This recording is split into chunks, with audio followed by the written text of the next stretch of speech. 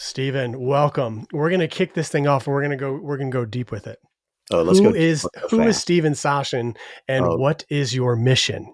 yeah, you don't have that kind of time. So for the mission, that's easy. We're just trying to change the world and all. And I know that sounds hyperbolic, but ironically, let me say it differently. We're going back in time to change the world. And what I mean is with Zero Shoes, which is the company that my wife and I started about almost 14 years ago. What we discovered is the unbelievable comfort, performance, and health benefits that come from letting your feet do what's natural. And I say going back in time because there's a doctor named Irene Davis who she's now the head of the president of the American College of Sports Medicine. When she was at Harvard, she was moderating a panel discussion that I was on with some guys from Brooks and Adidas. And she said to them, look, in the 60s and 70s, we were playing basketball in Chuck Taylors. We were running in thin-soled running shoes.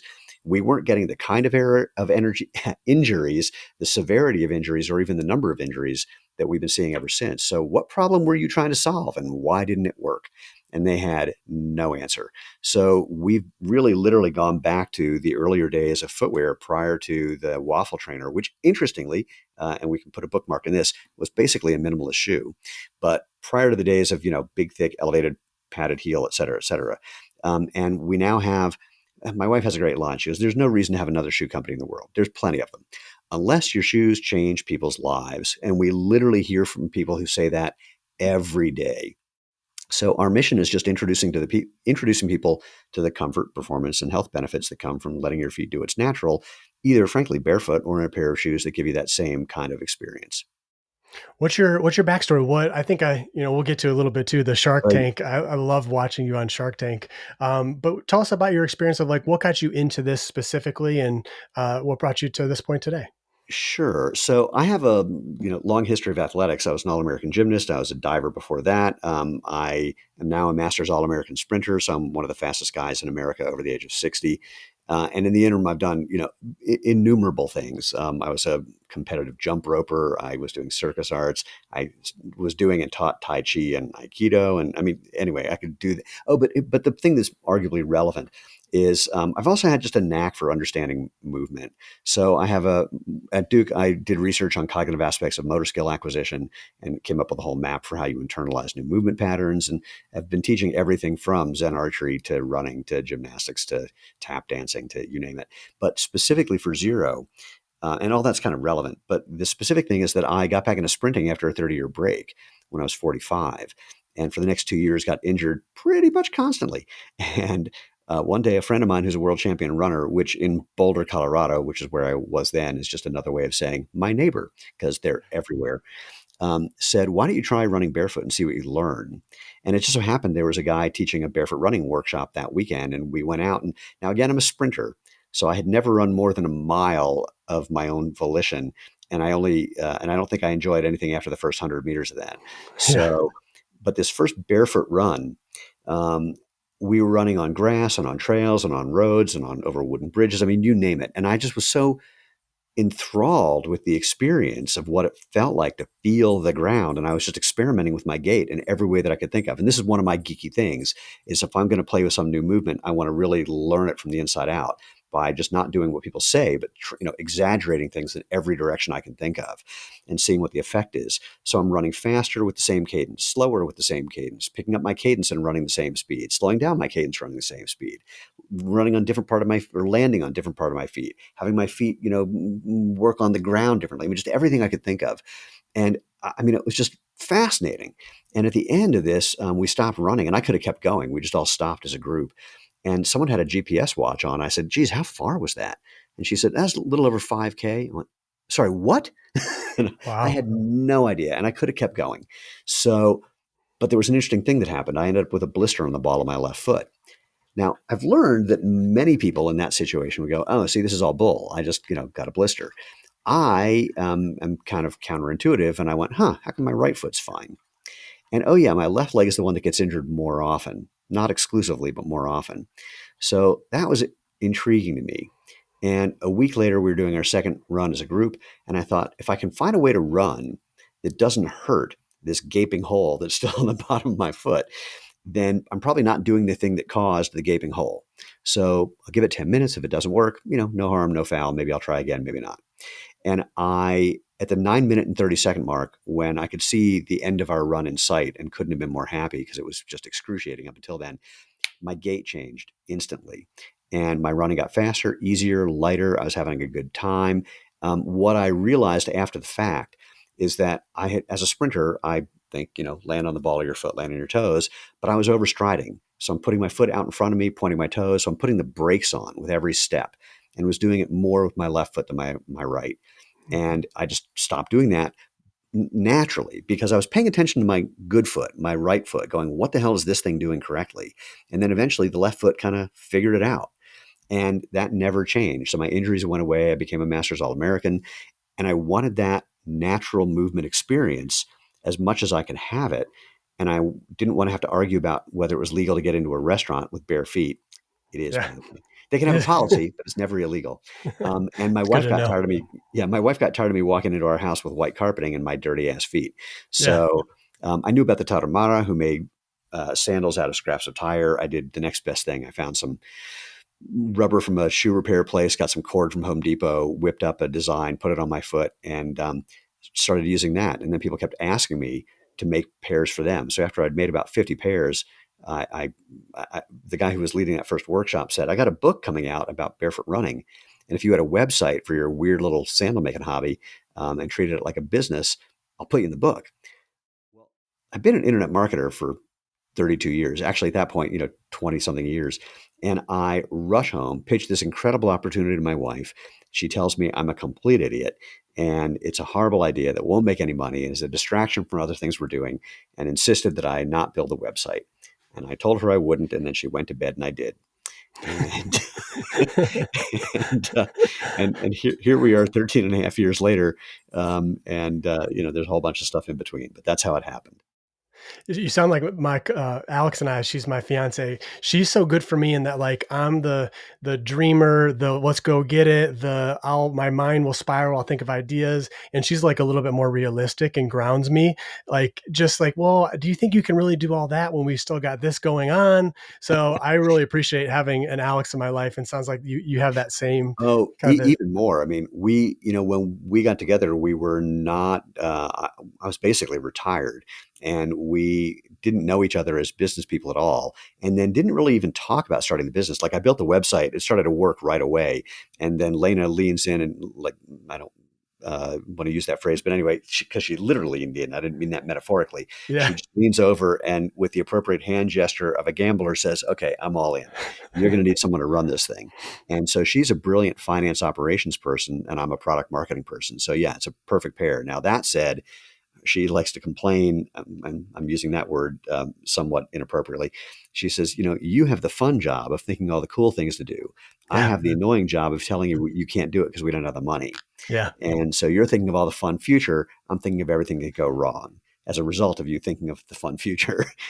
And That's got to it's be worked hard out. though. That's got to be hard though, balancing that relationship and No, work and business. You guys make it work pretty well. it's been pretty effortless, actually, Nice. except for one thing. It's been effortless in the fact that we respect each other's lanes. I know what she does, she knows what I do, Yeah. and so when she says, we can or can't do it, my only job then is to get over being whiny, which takes me Yeah. anywhere from a minute to a day, depending on how big my idea was. The only thing that's problematic for her is that she's also like an HR person by nature. So she's very concerned about other human beings. And I tend to be in my own private Idaho. And there are times where I'm going to get a little personal. Um, I This is going to sound funny. I don't like it when things get in my way. So I'm a sprinter. I like Yeah. things to go fast and not have things in my way. When Yeah. I was in junior high school, I would run down the halls as fast as I could, dodging people. When I'm driving, if there's a car in front of me doing the speed limit or slightly under, I'm glad I don't own a gun. So I have ideas of what I'm trying to do with the business. And when something gets in the way, a product that isn't going to be here on time, the website crashing, whatever, I don't handle it with aplomb. I'll get pretty agitated pretty quickly. I get over it very quickly, but in that first moment when I just discover something is very wrong, I'm prone to running down the hall screaming, not at someone about them, but just about the event.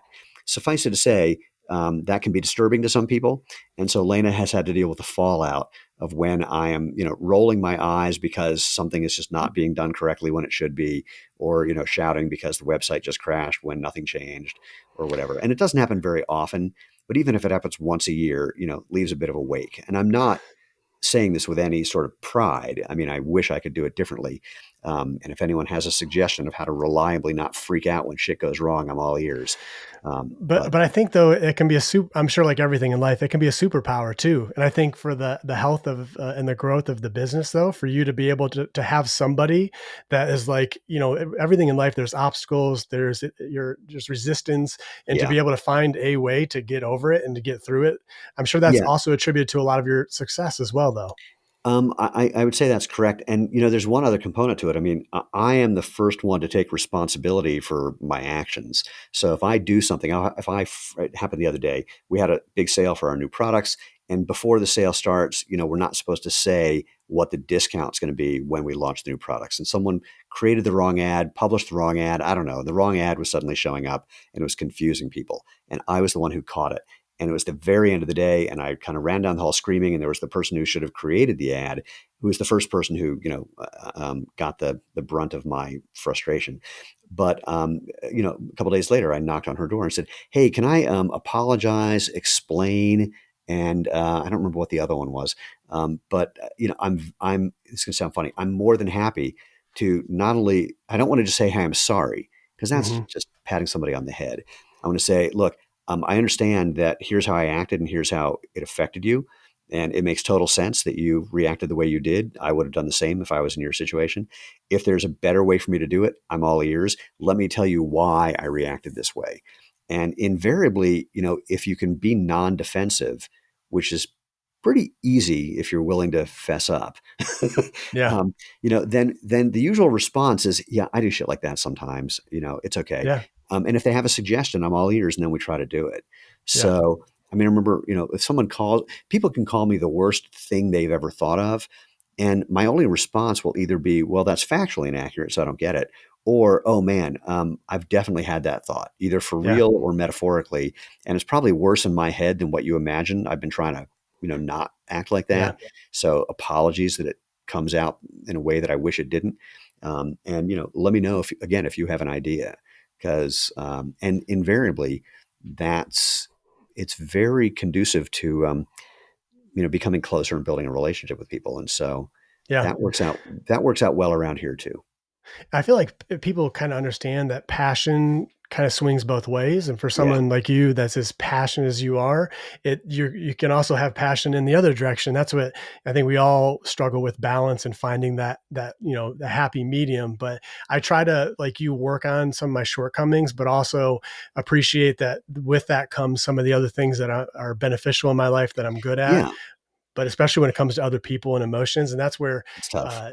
it's hard. You got a lot of people that you're working with. Take me back to that day where you had that kind of aha moment where you were barefoot.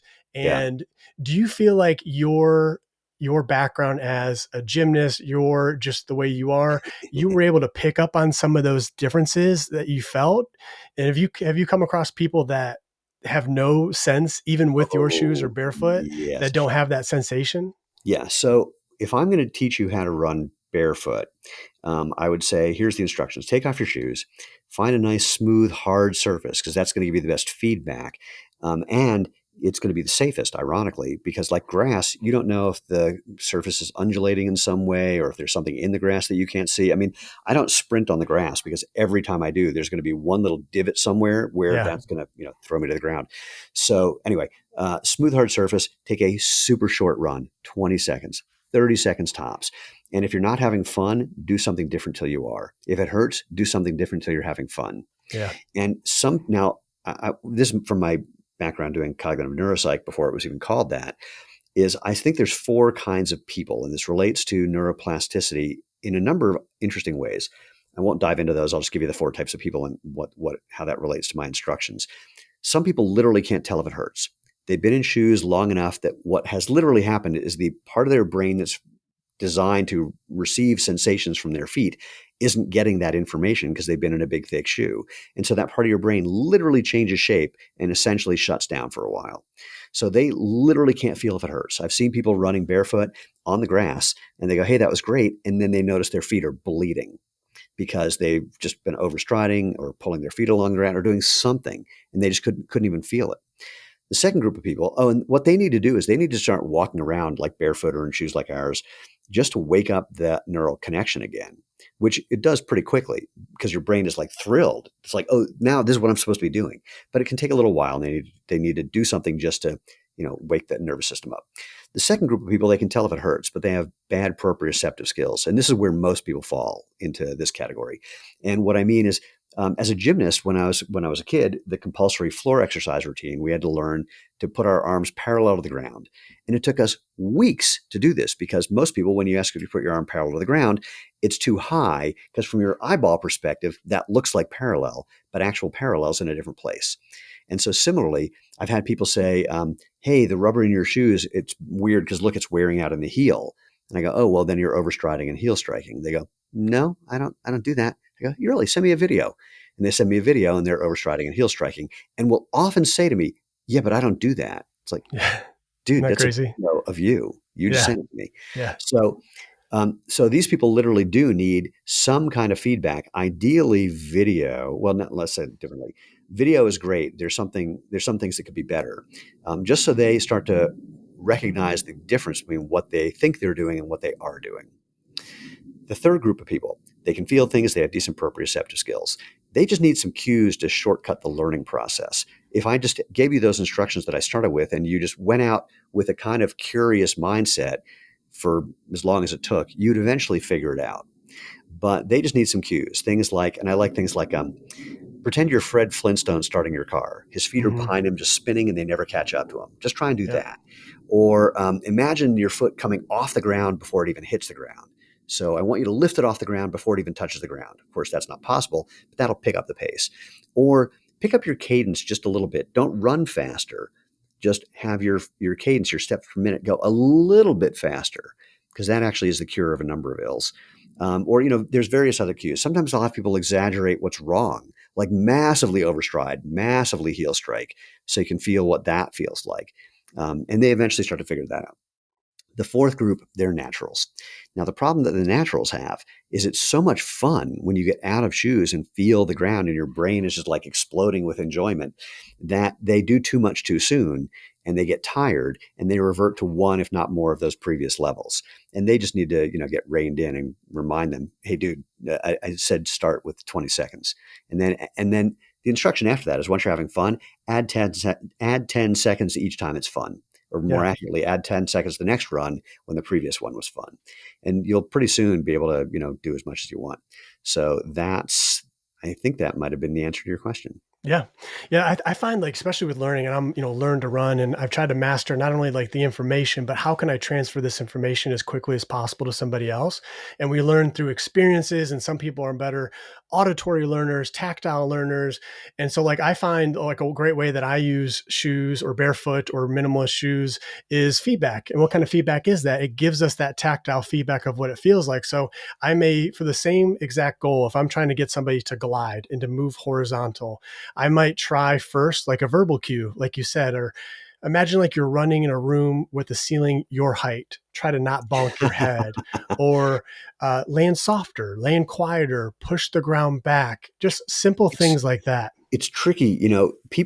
Human beings want simple answers. They want a paint by numbers solution, and it is idiosyncratic. There's different cues for different people, and one works for someone, doesn't work for another. Hmm. One that I like to use is sound. It's like Yep. you should be able to run quietly, and Yep. people will sometimes complain, "Hey, your shoes make a slapping sound." I go, "No, no, you make a slapping sound in our shoes," and it's Yeah. not about our shoes. I say that because there's a guy who runs.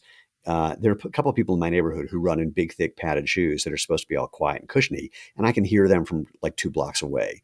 And another one is that you'll get a kick out of if people can't kind of figure out how to not overstride, or to have just a little bit of body lean. I'll stand in front of them, facing them, and I'll put my hands on their shoulders and I'll take a step back and I say, lean into my hands. Yep. And I want you to keep that angle. And I'm going to run backwards while you run forwards Yep. until, eventually they figure it out. And then I have them stand up. Yeah. Or my favorite one, if I take a bunch of people out, I go, let's think about how kids learn to run. So when they start, they can barely walk, and their heads are like these giant things compared to the rest of their body. And they don't know how to use their arms. So leave your arms hanging by your side. Don't do anything with them. And just lean your head far enough over until you think you're going to fall, and then just try to catch up to your head. But once you think you can catch up, move your head in a different direction. Never catch up to your head. And Yeah. then eventually, like I do, and first of all, no one's going to pay attention to you. No one in this park knows who you are. And Yeah. even if they do, who gives a shit? Yeah. And they might want to come over and join because it's going to look like we're having a good time in a few moments. Yeah. And then eventually, just don't do so much leaning with your head, and then just kind of go a little forward, and you're going to find that you have better form. Yeah, I teach like the stable stack of like keeping your head stacked over your shoulders, but then that leaning forward, hinging at the Yeah, ankle, yeah. kind of like if you see somebody on a Segway, how they move forward on a Segway is they Right. lean forward. If they want to slow down, They they lean pull their hips in. back or they Yeah. lean back. So teaching people how to have that lean while running. The other thing you might like is I've been doing this for a couple of years, a tennis ball necklace. So what I do is I take a tennis ball, I cut two vertical slits in it, I fill it with pennies, I put it around a shoelace and I put it around their head and I measure it to near their center of mass. And then I give them the one cue. I want you to run in such a way that keeps the ball as quiet and as still as possible. And it's really That's cool to kind fun. of figure out how people will change. And then we're not done there. We have to take away the feedback or they become reliant on it. But Correct. just to get that auditory feedback, get the tactile feedback. And funny enough, I went to PT school at the University of Dayton, and one of my favorite professors there went to school and got his PhD with Irene Davis. Oh, And fun. so I'm actually doing a research this fall with the University of Dayton on that exact same thing where we're going to have subjects without the tennis ball necklace, have them run, capture the data, and then that's it. Just put in the tennis ball necklace, giving them that one cue and just see kind of what happens What, and what changes with time, what's which is what's interesting is we got to be careful with look, biofeedback is the thing. I mean, end of story. But we've got to be careful with what the feedback we're giving people is, and more, I'll say it differently, the ways around what we think we want them to do with the feedback. In other words, I'll use Irene. She will get people on a force plate treadmill and tell them to run and keep the amount of force when they hit the ground below a line that's on a video screen in front of their face on the treadmill. And I said, how many people end up running, but it looks like they're actually walking like Groucho Marx really fast? They're putting their foot way out in front of them, kind of catching the ground on the treadmill and pulling it back. She goes, oh, yeah, that actually happens quite often. I go, yeah, because just keeping the force down, there's ways of doing that that are not running, but they will think that it's running. I mean, I've met a number of, quote, accomplished barefoot runners, and I'm saying, quote, because they call themselves accomplished barefoot runners.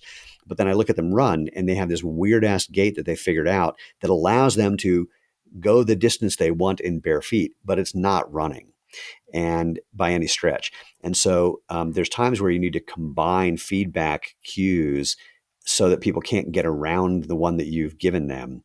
mhm. And that's a whole conversation. But the penny filled tennis ball, that's how many pennies? It depends on how heavy they are. You, Oh my gosh, I try to do it to be anywhere from 20 if they're bigger to 10 8. Sometimes I'll use metal washers so it's not as expensive, um, but dude, then it's another way of feedback too. dude, Just like 20, with 8 to 20 cents. It's yeah, not it's that not bad. You're right. if you need the cash, I'll front you the cash for I the next appreciate that. round. I may. Okay. I'll get you. I'll get a loan after this. But like it is cool, like because I do some online stuff too. It's like how can I imagine like I'm there with you, but I'm not, and give you some form of feedback to teach you a skill. And then if you're doing the skill right, here's the feedback. It could be a Right. mirror, what to look for, could be a sound, could be whatever. And I feel like that's with shoes too. You can help that lack of shoes. Lack of shoes. Yeah. This is the problem with shoes. But before we do this, I got because I want to go there, but I want to ask: how do you determine where their center of mass is? How are you making the lace long enough or short enough? So typically the center mass is just anterior to S2. So I Mhm. just use the belly button as a reference point. So I'll measure it just to their belly button, and that seems to work pretty well. It depends if they have certain anatomical Yeah, uh, big boobs or big big boobs. stomach. Yeah, big stomach. Yeah, And sometimes I just use the cue. Try to keep the girls more quiet. Try not to let the girls jump so much. And a lot of what I learned too was for a couple of years, I was also a coach at Orange Theory, and I was on a microphone and seeing 15 people run at one time on a treadmill at different Yeah. speeds, and then using different, one, just seeing patterns of how people move, and then using a cue or trying to use different cues and seeing who changes or who does it make that cue enhance what I'm trying to say, or does it make it worse? Just like to your Right. point, everybody learns very differently. But and I think all this goes back to just active learning. And that's my biggest thing was sometimes people think you just put something on, you just wear this, you just put a posture garment on and suddenly you have the posture. We still have to incorporate some active learning. And I like about your brand is that you guys don't just produce it. You guys are also working to educate people Yeah. on how to use it, because it's not, Yeah. that's just one piece of the Well, puzzle. well, there's a couple things. One, you're absolutely right. Two, I love that you figured out that part of the biofeedback component is turning it off so people can internalize what they've just experienced. And the third thing is that people forget that the way you learn a new movement pattern is really in the rest periods between the frustrating parts where you're trying it. Yeah. And so we forget that, quote, frustrating, I'm going to be using a lot of air quotes, I think, that what we experience as frustrating is actually just the process of moving out of one neural pathway, if you will, and creating a new one. And because, I mean, no one is amazed, and they should be, where you try something on Monday and it's awkward and you can't do it and you're stumbling over your feet. And then you just rest for a week and you come back and suddenly you're better. That should make you just go, wait, who's in charge here? I didn't Yeah. do anything. I was frustrated before. Why is it suddenly a little better? And now that's just how learning happens, but we forget that. And so, people can have an experience where something feels frustrating, and they think of it as a cue that they shouldn't do it, rather than the cue that now they're learning something different. Yeah. And that's it. And that's where I love, like, how can I transfer this information as quickly as possible? How can people Yeah, learn? And we learn with analogies and taking a concept that somebody already understands and applying that concept. And same with movement. If I can teach somebody a movement that they're already they know how to do, and trying to tie what I'm trying to teach them to a concept or a motor program that they already have, it can just right. expedite the learning But process. the challenge, and here's the thing, you're clearly good at figuring out cues. And I say that because most of the cues that most people give, they're just regurgitating something they heard from somebody else, and it's probably not real. It's probably not accurate. So I'll never forget one of my sprinting coaches said, when you're in the air during this drill, you've got to get your feet under your hips. I went, it's not possible at that point. There's nothing I can do at that point. What Yeah. you mean to say is that I need to take off in a way that puts my hips over my feet when I'm in the air. And he goes, yeah, I guess. I said, so here's the deal. You got that bad cue, but somehow either figured it out on your own or something happened, and now you're Yeah. just regurgitating what you heard. Yeah. It's my quote favorite here, more air quotes. My favorite thing when I'm at a track meet with high school kids and I hear their parents yelling to the sprinters, "Knees up!" It's like, Yeah. no, you don't lift your knees. That's a reactive event. If you're Right. yelling knees up, it's already too late. Yeah. So, and they just don't understand that. Or, I mean, you hear it all the time. And so finding a cue that's actually actionable, even if Hmm. it's metaphoric, Yeah. like, pretend you're Fred Flintstone. Yeah. It's that's an art and skill that very few people have. Most people, the guy who recommended I run barefoot, the reason we became good friends is we had the same running coach for a while. And one day I noticed he wasn't doing one of the drills that I wasn't doing. And I said, "Why aren't you doing this drill?" And he's British and he goes, "Because it's bullocks." And I said, Yeah. "Exactly. This Yeah. has nothing to do with running. So why are we doing it?" And we just were taken, and the guy was just giving these cues for things to do for even just a drill that had no relationship to proper movement. So we Yeah. just didn't do it. And that's where I like too. I think a lot of times the problems with cues is we're doing it in action while they're running, and we're asking them to focus on one thing when there's a lot of moving parts. And like Yeah. you said, we don't always learn in the moment. Sometimes we we start that process, but it has to sink in later. But like what I do is I reverse engineer. Before teaching running, I teach walking. Before Mm, teaching walking, I teach leaning. Before teaching leaning, I teach standing. And then we kind of take it step by step of how do we, like, my favorite analogy, you'll never forget this one, and I use it all the time, because I feel like we can only focus on one aspect. yeah. A lot of times we're focusing on the landing of the ground and the foot.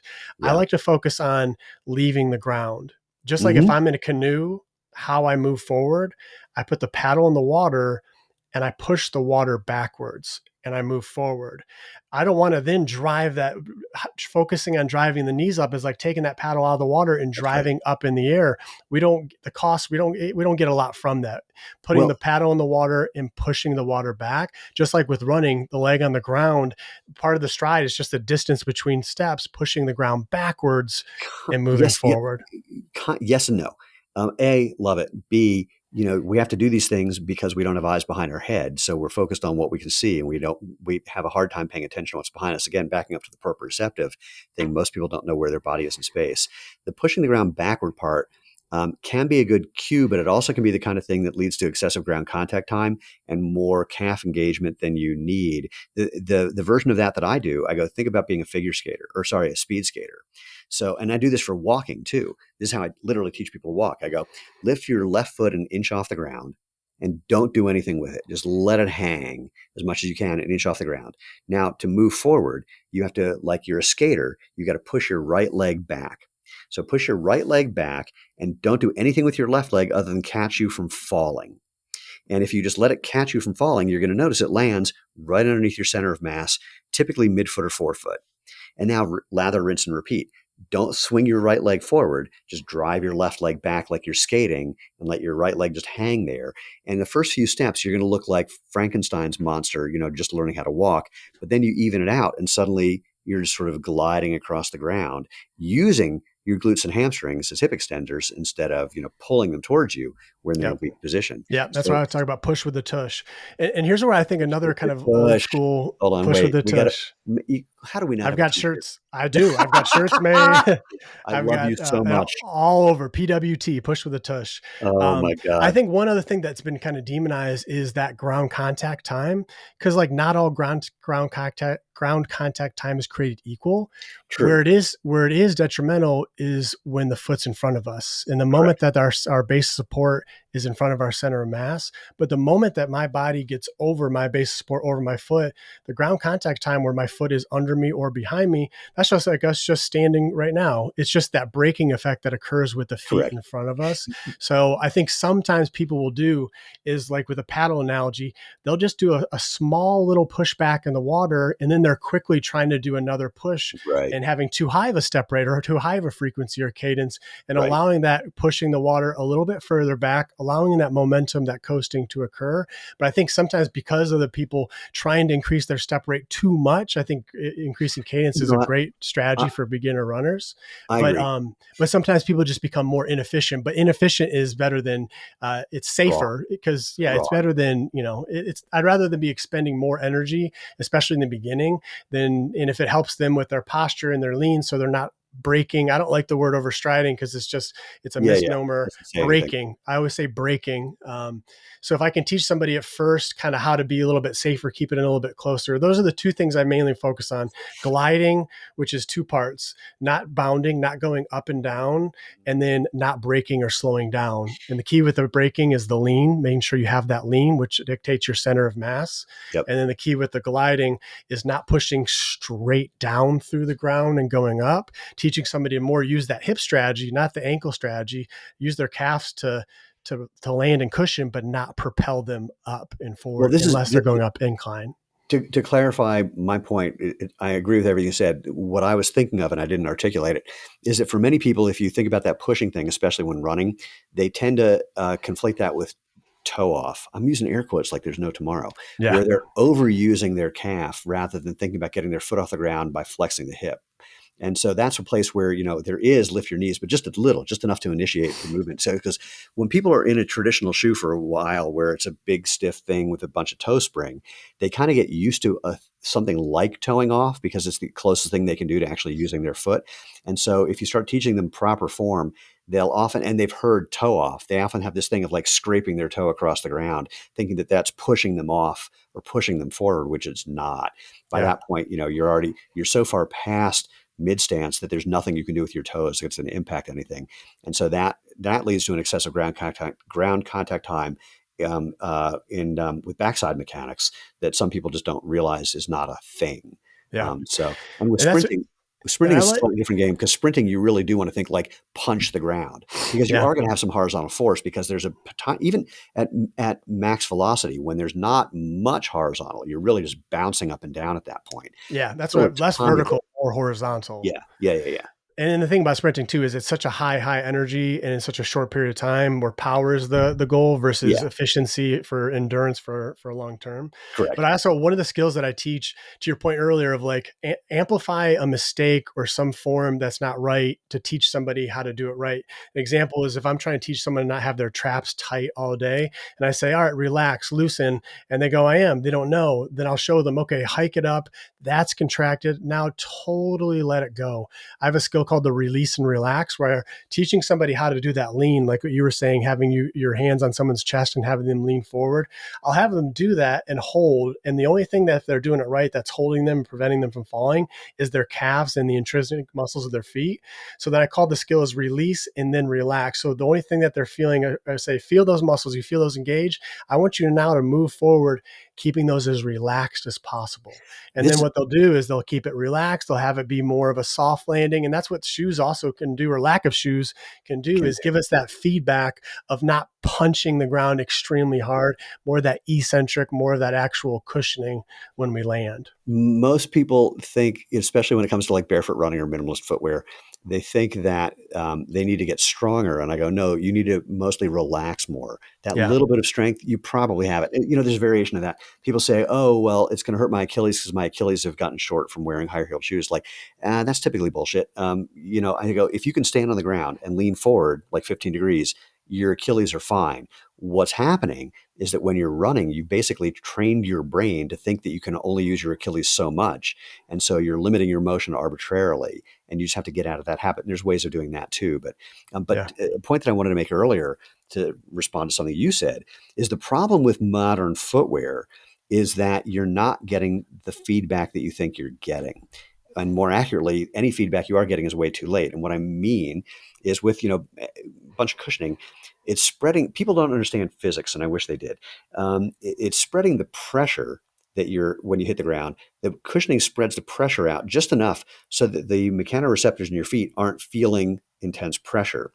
But the force has to go somewhere, and so it's going to go right up your joints if you're putting on the brakes when you land. And people don't realize that difference, and they can't feel the pressure immediately in the knee joint. And I remember when Hokas first came out, I was training with a bunch of Olympians, and I said to them, your running career is going to be over in 2 years." They went, "What are you talking about? You're just jealous." Because you was like, no, no, no. Your running career is going to be over in 2 years. You have no idea what forces you're putting into your knee right now. I can see it from a mile away. And they thought I was crazy. 2 years later, they're all cyclists. Yeah. So, that's the thing that just blows my mind and again, it's, big shoe companies who have misused physics to convince people of Yeah. some feature of a shoe that causes the problems that they claim it's a cure for. Yeah. And when I say that, people think I'm, again, being hyperbolic. And I go, look, I can point you to a page on the Nike website where they did a study. It was about 4 years ago that took their best-selling running shoe, the Zoom Structure 22, and compared it to a new shoe they developed, the React Infinity Run. And the way they publicized the results was the new shoe reduced injury rates by 52%. But then you look at the numbers, and the old shoe injured over 30% of the people wearing it in 12 weeks, and the new shoe only injured 14 and a half.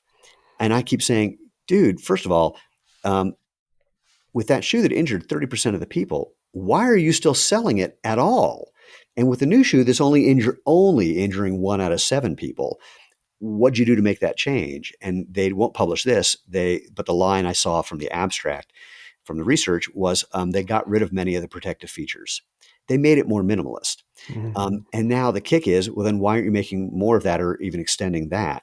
So out of their entire line, they have 2 shoes that they say gives you these same benefits. But my God, if we injured 1 out of 7 people who put on our shoes within 12 weeks, we'd be out of business and I'd be in jail. Yeah. Yeah, isn't that crazy? Yeah. What would you say? And I'm sure that you get this a lot. A lot of people don't take the internal locus of control, or they blame things on others. What would you say? I'm sure this happens. They heard about zero shoes, or they wanted to get to a minimal shoes. They did them, and of course they went too much too soon. Like the body doesn't like more or too much or new. And they said, "No, I got injured. I'll never wear those again. It was the shoes." What do you tell those people that say that? Well, the good news is it happens so infrequently with us that I don't have like a pat answer. My typical answer, well, and to your point, we have been trained in America in particular, but the West in general, that the product is always the solution. And that's how running shoes have been sold. Here's this shoe, it's going to change your life. It's going to make you faster, it's going to reduce injury. I mean, all you do have to do is put on the shoe. What's amazing to me is that people don't think about that because why is there a multi-billion dollar industry for aftermarket products to make your shoes work better? If shoes worked, then you wouldn't have to do that. They go, well, I need an orthotic because of my foot. No, that's because of the shoe. And the orthotic, that's a whole other story. But, Mhm. the companies, they understand what orthotics are. They understand how they could build that into the shoe. Why don't they? Because they know that's not the solution either. Yeah, So there's, all these logical problems. But so the first thing that I say when someone says something like that is, and again, happens very rarely, is, well, human beings have been doing this since the beginning of human beings. I believe that there's no reason you can't do the same thing human beings can. And they go, well, but these other human beings who are doing it now, they started as kids. I went, right. But I can point you to well over a million people who have learned how to make this little change. And pardon me, I got the hiccups, and you can too. And what's going on is it's going to all, I'll say this. In the very early days of the barefoot movement back in 2010, I was in a panel discussion and someone said, you barefoot guys will say that if someone gets injured, it's all because of their form. And I went, right. And so I'll say, so what's going on is most likely a form issue, and I can diagnose that effortlessly. And if you want to send me a video, happy to take a look at that. But basically, it's like learning any new movement. If you don't know how to do it well, it's going to be awkward and you might get injured. Again, I'm a former All American gymnast. The number of things that I learned where I nearly died in the process of learning them is very high. Now I can't do them wrong. Like you and I were talking before this thing started. I'm a 61-year-old guy.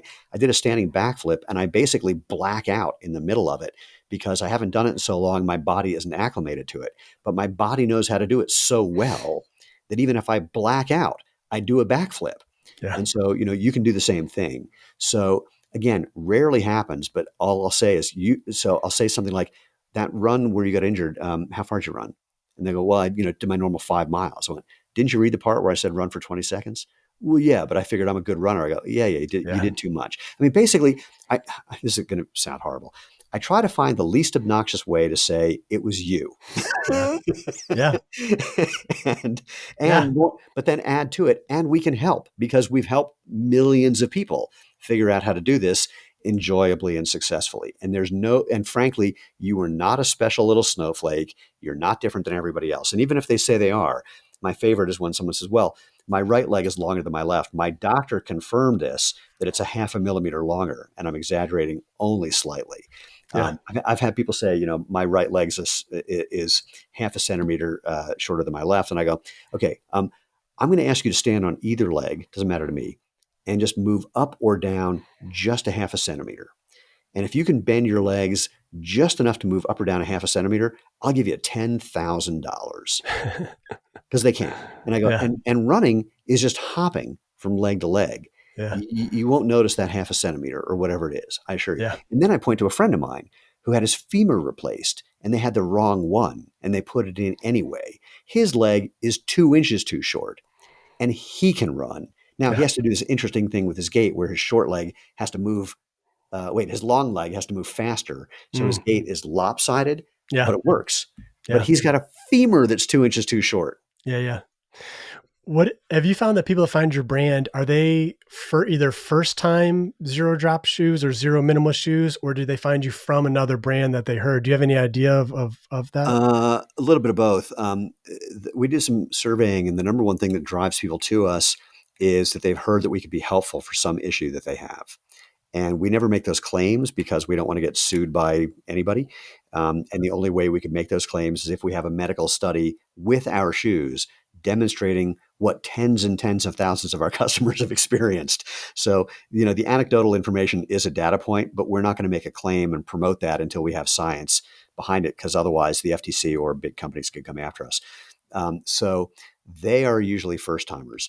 In the minimalist world, I was talking with two of my bigger competitors recently, and we were discussing how many people own all three of our products, because they're experimenting, and sometimes there's a product they like better, just the look or feel of it, from one company versus the other. And so, wow, there's jet airplanes going over my Is that what that was? yeah, it's pretty wild. There's an airport right next to us, but that ain't from the airport. That's a F-15. So anyway, uh, there are people who are just experimenting for various reasons, either because they tried it and they like it and they want something different, or they tried it and maybe they weren't crazy and then they're trying something different because they still believe in it. So I'm happy to say we get a lot of people who've come from other companies and then they end up sticking with us. Half of our sales are from repeat customers. People who've been with us for more than 2 years tend to own like 3 to 15 pairs of our shoes. I'm embarrassed to say I don't have any yet. I'm going to get some. What the? Well, I know a guy who I knows a know. guy. Maybe he can hook Yeah. you up. I'm embarrassed. What was I going to ask about? Oh, if someone said like, what makes your company, what makes zero shoes different than the competitors? What makes you guys stand out? Besides you're more passionate, I think you as a leader is unbelievably instrumental in just helping to get the information out there. But besides that, what's better about your guys' product? There are a handful of things. One, we have a much broader selection of casual and performance shoes, boots, and sandals. Now, I think like 52 styles. So we've got something for almost anything you're going to want to do. The second is there's a balancing act. Like, one of the most important things with making a shoe that gives you that the same performance characteristics of being barefoot is, first, not squeezing your toes together. So having a wider foot shaped toe box.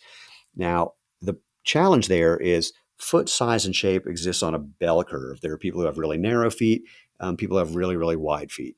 And of course, the people who have really narrow feet just think, hey, I have narrow feet. The people who have wide feet think that the world is up against them and why aren't people making shoes that fit my feet? So, which I understand, because it's a different thing. If you have narrow feet, you can still find shoes. Really wide feet, very hard. But to make a shoe that has a wider foot shaped toe box that doesn't look clownish and that doesn't take all the people who do have narrower feet out of the mix because they're just swimming in it is tricky. I think we've done a really good job of balancing covering the broadest section of that bell curve while still making something that looks normal enough that people won't make fun of you when you're out and about. That's one thing. The second is that there are a number of companies who are making what they call minimalist shoes that aren't, that they still have too much cushioning mostly. That's the biggest thing. Or still, too thick of a heel or just some extra heel lift. None of those things count. But they're still using all the same language. It's like, hey, we're making a barefoot shoe and look at this cool cushioning we added to it. It's like, no, no, no, no. I mean, there's times and places for a little bit of cushioning, but if you start making it so that you're reducing the amount of feedback you're getting from the ground significantly, you've defeated the entire purpose, because the person won't get the feedback they need to make those gait changes that happen naturally when you get it. So we're really committed to making things truly, quote, barefoot. The next thing is our shoes last longer. We developed our own rubber for our outsoles we call Feel True rubber. And when we went to our rubber manufacturer and said, these are the characteristics we want something flexible, we want something lightweight, we want something durable. They said, but that's not how they make outsoles for shoes. We said, yeah, no shit. That's why we're doing it this way. And we back our soles with a 5,000-mile sole warranty. So that's an unusual thing. And combine that with the fact that our stuff tends to be less expensive than the competition to begin with, then put it together and we're ultimately less expensive. Now, there are some shoes, especially you can find them on Amazon, that are half the price of ours. And you read the reviews and people say, well, they didn't last very long, but they were so cheap. What's the big deal? Well, the answer is you just spent $45 for a shoe that lasted for a few months versus spending $90 for a shoe that will last you for a few years. So which is less expensive? And so I'm trying to think if there's anything else. I think they look That's cool. I think the and aesthetics, they and look better than most well, shoes. thank you. And there are people who argue that. I mean, we're getting better every year on the aesthetic side. We have new and better designers, but that's one of those things where everybody's got an opinion about color and about design. Some people love Yeah. ours, some people don't like ours. They like others better. And there's one guy who reached out to me and said, "Why don't you make your shoes like that company?" I said, "Because that company's already doing it." Yeah. If you like that design better, buy that shoe. It's not a Yeah. problem. I'm not going to just copy That what, the that's name gotta of be it. hard where there's so much noise, and I guess you just have to know, like, you not be closed off to some of the feedback, but understanding not all feedback is created equal, and some people, like, it's so subjective. You could have someone eat a dish of food, could be the best meal Oh, ever. Another person, they hate it, and so it's really challenging putting things out into the market where everything in life is a bell-shaped curve and people fit into that. There's always gonna be outliers, and those are yeah. the ones that we hear about and talk about. My favorite thing to do at live events is I'll take, if there's two people who have the same size shoe, I'll take two different shoes and I'll put one on one set of two different shoes on one of those people and the other set on the other person.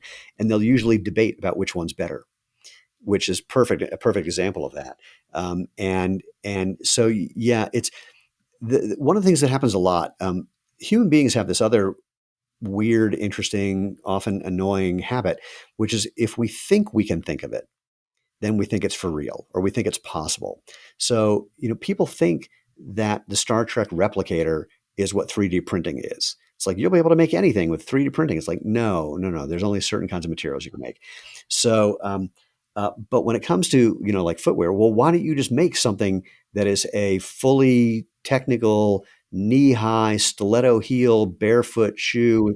Like they just put these things together in their brain and haven't thought them through as Yeah. well as we have, Yeah. and it makes sense in their head, but they don't know what the limitations are. Yeah. So, again, I'm never trying to be rude when I say to someone, we can't do that. Yeah. Or that's not physically possible. Yeah. But sometimes those are the suggestions. And some of it is just from the business side. People go, well, why don't you make 10 other colors? I go, because that would cost us $500,000. And we Yeah. don't have an extra $500,000 right now. We're Yeah. making our best guess at the things that we can sell to make the extra money so that the next season we can bring out those colors. If someone who wants to give us $20 million, Yeah. we can do more. Or when we have more stores carrying our product, where we know people don't know, for example, when you make a shoe, there's a minimum order quantity, and it's between 1,000 and 2,000 pairs. And that doesn't sound like a lot to people who don't know that it's a lot. Yeah. um, and so, if we get to a point where we have enough retail stores where we can make 1,000 pairs of that color just because it looks cool and we know only 10 people are going to buy it, the stores know that too. They know they're putting it on the shelf just to get attention. So, then we can minimize the risk. But running a business is a constant juggling act between what you want to do, what the customers want you Yeah. to do, and what you have the ability to do financially. I feel like some of modern technology has also ruined us, and that everything's so Completely. instantaneous, and like to think like it's like a video game. You just hit a button or color and it just You should be able to get what you automatically want. appears. And Well, like instant think how many years ago, even to get the color purple, you had like not everybody could get all different colors. Like we've come a long way, but they don't realize how much actually goes into actually creating and forming the product. a thing, and it takes time. And to your point, thanks to the magic of the internet, everyone thinks that they should get whatever they want wherever they want it. So, like, why don't you have a store in Kyrgyzstan? It's Yeah. like because there's only 5 of you in Tajikistan. Yeah. So Yeah. we would, when there's enough people, we'll have a store there, but it doesn't work that way. Yeah. Why Yeah. don't you ship to this particular country? Because that country is North Korea, and we're not allowed Yeah. to ship to North Korea. Yeah. Yeah. So, there's people don't understand the all the bits and pieces that go into how these things work. But do you know what the Dunning-Kruger effect is? I think I've heard you talk about it before. I don't know. The Dunning-Kruger effect, named after Dunning and Kruger, who were the first ones to identify it, is that the less someone knows about a topic, the more convinced they are about their opinion about that topic. Oh, okay. I see that all the time. That makes sense. Yeah. And so, my favorite version of this is someone texted me and said, why don't you, make more vegan shoes? Like, why don't you use that pineapple leather? And I instantly replied, the one that specifically says not made for footwear. Oh, well, okay. Well, what about the mushroom leather? Oh, the one that they've only made 1 meter of and it cost them $20,000. Well, what about the cactus leather? The one that actually ends up feeling like plastic and not lasting very long? What Yeah. about and he, goes down the list of 5 or 6 things. And I had a response for every one of those because we research these things Yeah. daily. And when he got to the end of his list, I swear to God, he said, "Well, what makes you such a fucking expert?" Yeah. Well, you got Because experience. I'm Is there? because it's my business, and I got 10 Yeah. other people in the business who've been doing this for twice as long as I have. Is there something opposite of the Dunning-Kruger effect where the more you learn about something, some of the most renowned experts, they realize the more they don't know, and I think some of the most modest Yes. and Well, humble people. yes-ish. The opposite is the more you know about something, the more open you are to being wrong. Yeah, The more open you are to experimenting and finding out if there's something better or something different. yeah, You talk to this is the biggest misunderstanding about scientists is everyone thinks, oh, scientists, you think you know everything. It's like, no, I know a whole lot of stuff about what I know with a high degree of confidence. But and I say this on a regular basis. If someone proves me wrong about footwear and biomechanics, I'm the first one to jump online and start talking about that because all I care about is doing the right thing for people. And it just so happens though that like everyone, we've all been led to believe we're special little snowflakes and we need a different shoe and a different this and a different whatever. But when it comes to movement, we're fundamentally the same. There's outliers for sure, yep, but the vast majority fundamentally the same. yep, And so where'd that come from? So I know that with a high degree of certainty, these things that I'm saying are going to be valid for the vast, vast majority. I mean, like 90% plus. yeah, But for those outliers, frankly, it pains me when I don't have a shoe for someone who's got a foot that looks like a square, or yeah, it pains me if I don't have a shoe for someone who's missing five of their toes, yeah, or whatever it is. I want to be helpful, but there's only so much you can do, especially at the size we are. yeah, And anyway, so yeah, I don't know if there's a name for the opposite of the Dunning-Kruger effect, but people think scientists are set in their ways, and it couldn't be less true. It's like yeah, physicists in particular, the best thing they could do, the thing that would make them unbearably happy, is to find out that some experiment that they were doing to prove something obvious was wrong. yeah. To find out that some part of the standard model of quantum mechanics is wrong, that they And just that's didn't like test. part of research, right? The scientific method. Like you try to have an unbiased a hypothesis, and you test it, and you learn from it, and you try to blind and double blind, and Even better, the thing that you do as a scientist, and the thing that I try and do as well, that human beings are not wired to do, unless you get trained to do it, is look to see and prove, try to prove yourself wrong. Whatever your theory is, try to find the opposite and see if that does it. My favorite example comes out of physics again. The guys from Arizona who thought they figured out cold fusion. The key to their thing about cold fusion was uh, heavy water. So, long story. Anyway, this particular piece of the equation was heavy water. And so a physicist said to them, if that's true, then try your experiment with just regular distilled water. Because if it doesn't work, then you've proved that heavy water is the secret. And if it does work, then you prove that you've been duped by your own research and you've been lying to people. And so they tested it with regular distilled water, and the experiment still worked. And they went, oops, and the whole thing disappeared. But they were willing to be proven wrong. yeah, They just weren't the first people to think about how to test their own theory. yeah. I think we definitely, need to see it from both sides, both perspectives, and any answer is an answer, whether it was for or against. I think we're as humans just so averted to the wrong, but as you know, in business, that's so much how you learn is by quote unquote failing and then learning from it and getting better. But it's just a Oh, form of feedback, and we can grow from that. well, here's the line that I say to people whenever they're pitching me on some new marketing thing. I go, look, I've been doing this for 32 years, internet marketing. That means I have a lot of opinions, but it also means I don't give a shit what any of them are. All I care about is seeing if I'm right or wrong as quickly and cheaply as possible. And Yeah. if I'm wrong, I cut bait and I see if I can tweak it and fix it or throw it away, don't know which. And if I'm right, I see how much more we can spend until we find out that we can't keep spending at a certain point because something changed in the equation and then we pull back. So there's nothing I like better than finding out I'm wrong fast and cheap. And that's how we learn, right? We learn a lot faster when we're wrong. We remember the questions that we got wrong for years. And if you can do that kind of, if you can, if you can kind of Oh my step God. back and third grade, I still remember I didn't spell that word right. It is Uh, so true.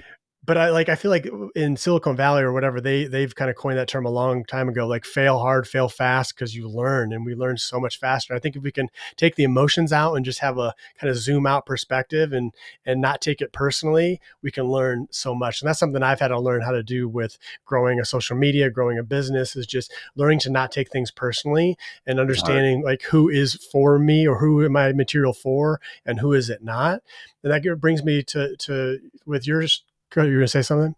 Well, it's an interesting thing because when you said for and against, um, not surprisingly, most people think that what we're doing is complete bullshit. And for mostly because, and I'm going to annoy a few people when I say this, mostly because we have all, me included, up until 15 years ago, been brainwashed by brilliant, misleading marketing and advertising. And look, and I again backing up to the Nike study, Nike knows their shoes hurt people. I mean, just pause on that one. After 50 years, the best they could do is injure between 15 to 30% of the people who wear their shoes within 12 weeks. And injury rates don't stay consistent after 12 weeks. They go up over time. They have proven what we've all known, that with modern running shoes, 50 to 80% of runners get injured every year. That's not because running is hard. Go to places that don't have modern running shoes. They don't have this problem. So, but that said, with the people who are, quote, against me, my question is, how can I just make them curious? I don't, how can I make them, because again, as human beings, we're wired to lock onto a belief like, the way we believe in our own sense of who we are. When you criticize someone's belief, they act like you're trying to kill them and their family and everyone they've ever met. So, how do we make an end run around this so we can have a conversation? So we can explore this together. And if you go along for the ride with me, great. And if you don't, we had a conversation, and that's always going to be fun, in my opinion. So what I have to do is I have to basically get people into a state of cognitive dissonance where they realize that one thing they believe conflicts with another thing that they believe, and they have to resolve that by either sticking with where they were or moving to the other thing. And the question is going to be, which one makes more sense? Now, for us, the best thing I could do is just get everybody in America or in the world to just try on a pair of our shoes with an appropriate transition plan for what to do so you're not being dumb and like doing too much too soon. In lieu of that, I have to say things to people like, so let me ask you a couple weird questions. They're going to sound incredibly stupid, and they are, but they could change your life. Can you think of a time when the weaker is better than stronger? And don't like exaggerate to the point of craziness for some one-off situation, but in general, can you think of a time when weaker is better than stronger? And they go, no. I go, can you think of a time where being numb and not feeling is better than getting feedback and sensation? No. I mean, again, not including surgery or things like that. They go, no. I go, okay. Can you think of a time where being unable to move is better than being free to move? No. I go, cool. Let's look at your shoe. So that shoe squeezes your toes together so they can't move. You just agreed that freedom is better than being stuck like that. And then try and bend your shoe. So you can't even bend that thing. You have a quarter of the bones and joints of your whole body in your feet and ankles so they can move. That's for balance, agility, mobility. You just show that your shoe doesn't let your foot move. And you say that movement is better. Okay. You have 200,000 nerve endings in the soles of your feet to tell your brain what you're stepping on or in, about the terrain you're on, so it knows how to control your body effectively. How much can you feel through the foam in those shoes? They go, huh, yeah, not very much. Okay, so the things that you think are important. Oh, and how do you get strong? If you want your bicep to get stronger, what do you do? They go, well, like bicep curls. If you want to get it weaker, what do you do? Not use it? Yeah, like put it in a cast. So then take a look at how much that shoe can move again. So you believe stronger is better, feeling is better, freedom is better, and whatever the other one I said, feedback is better. And look at your shoe; it gives you none of those. So Yeah, would you I be? honestly, I have to do that every day in physical therapy just because people come in, and especially if there wasn't a one-time incident that happened, it's something in their lifestyle that caused this, whatever they have going on. But doing exactly what you said, just trying to get them to come across the answer, or if not, just kind of guiding them through it, because otherwise the psychology, they're defensive. They say, oh, they can't see it. But like you said, presenting it in such a way that it becomes so obvious to them that they get the answer themselves. Yeah, I'll say it in the manipulative way of saying the same thing. Is I'm trying to get people to come to think that they thought of my thought. Yeah. Yeah. And I'm not trying to do it as some Svengali-esque person. It's because the real goal is not for them to just agree with me. The goal is for them to go, oh, that makes sense. Not Yeah. you're right. Yeah. That makes sense. And Yeah. if someone goes, that makes sense, then we're off to the races. And A, we can have a good conversation and we can explore. And if at the end of it someone goes, yeah, here's my favorite thing. If at the end someone says, I still like running in these big, thick, stiff shoes, I go, cool. Well, there's research showing if you do a foot exercise program for 8 weeks, your risk of getting injured in those shoes is reduced by 250%. And I know you're not going to do the exercise program, but that's cool because there's even better news. There's research showing you can just walk in our shoes, and that'll build, well, and shoes like our shoes. The research was done with a different shoe. The researcher said our shoes should give the same benefits. If you just walk in our shoes, you'll build strength as much as doing that exercise program.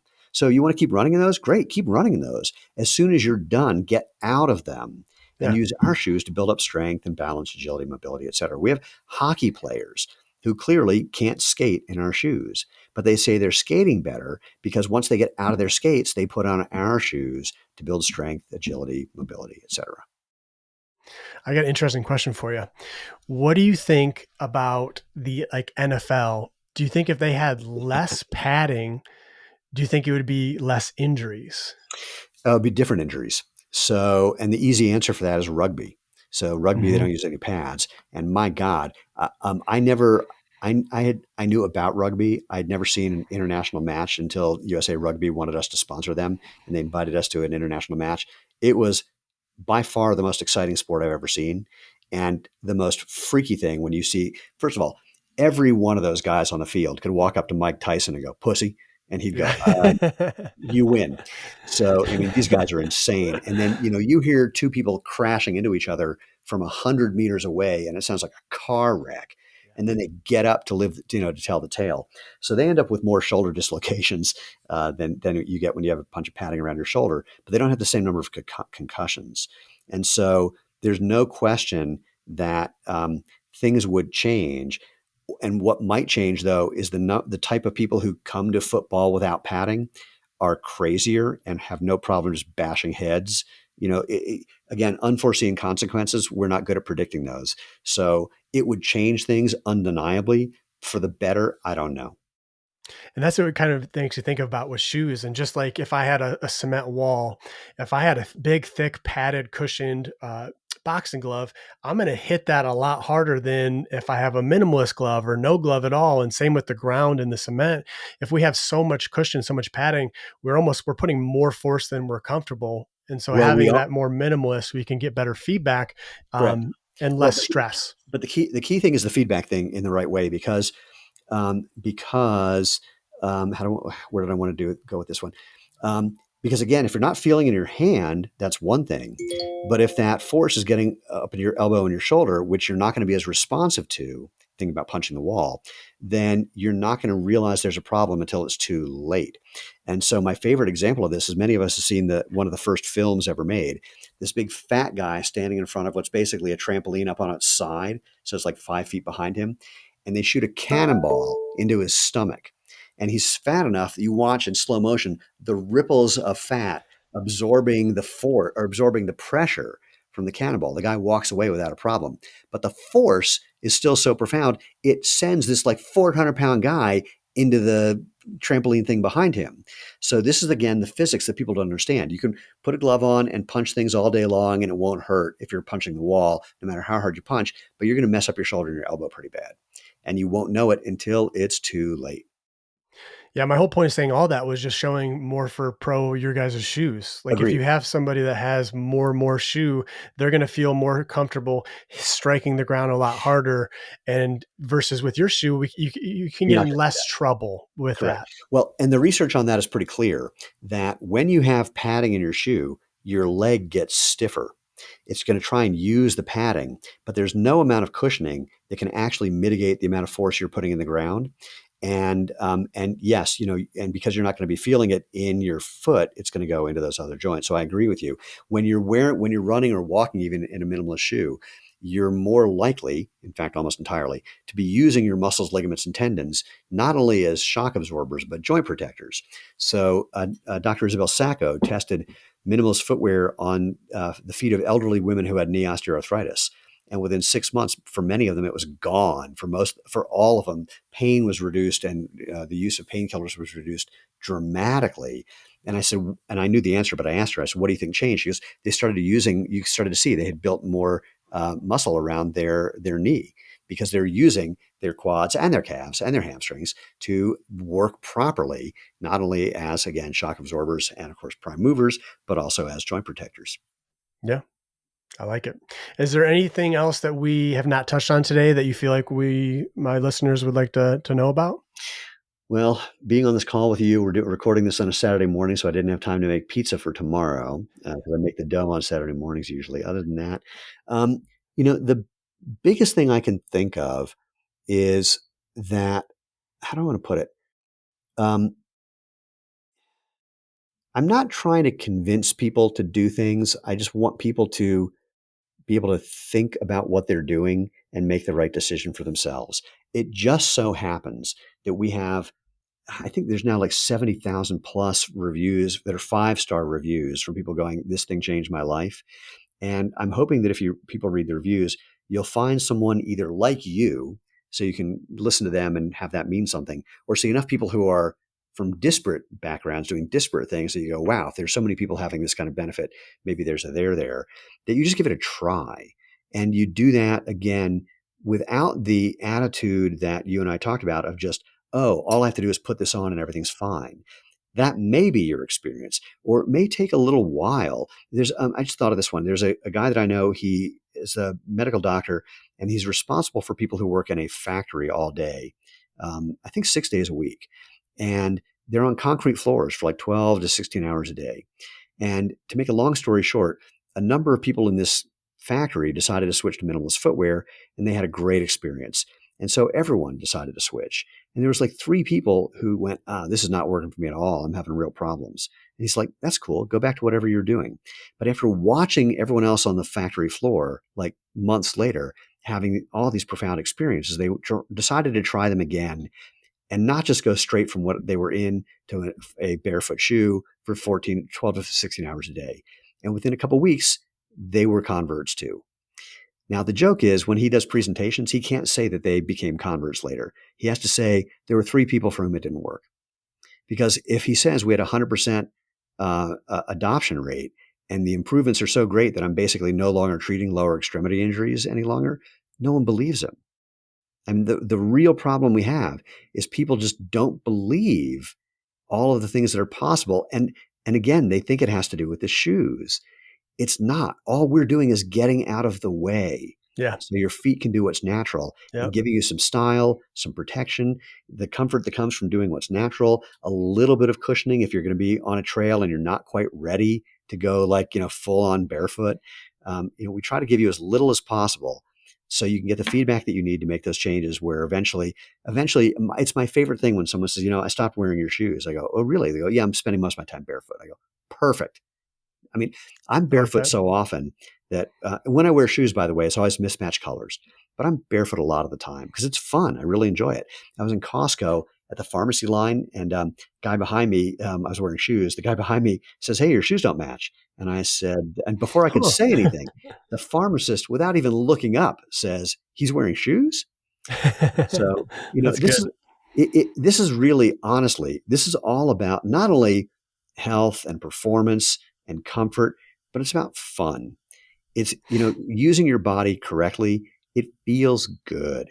Feeling all these different things with your feet, like walking across even a surface that's a little too hot can get entertaining because you figure out how to like jump from one white line in the parking lot to the other. And when you Yeah. do that successfully, you have this weird sense of accomplishment of just Yeah. doing something that looks goofy as shit like you were a kid, but you had a good time. Yeah. And I I think like that. having fun as a barometer is a really good way. You can't live that way all the time, but if you can do that for a few minutes a day, it's a pretty good life.